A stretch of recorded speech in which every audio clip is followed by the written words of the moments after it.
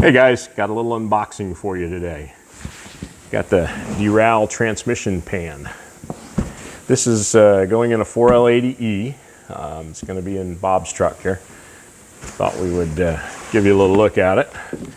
Comes quite nicely packaged, well protected, pretty stout. Does come with a gasket. Comes with a magnetic drain plug and gasket, as well as a small plug. Let's see what that's all about. All right, so like I said, it is pretty stout. It's a few pounds. Probably no more so than an aluminum one would be because of the thickness, but pretty nice. It is an additional 4 inches of depth, so it allows for 4 extra quarts of fluid.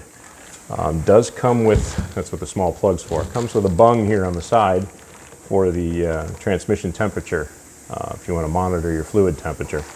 So it does have access for that. It does have a drain hole for the drain plug.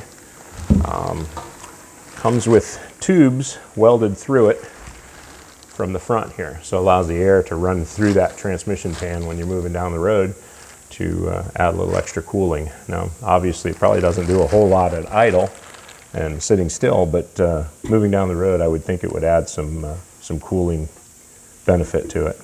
Like I said, it is 4 inches thicker as far as depth. It does have a nice heavy pan rail, so the gasket should seal pretty good. Looks like a pretty nice quality piece.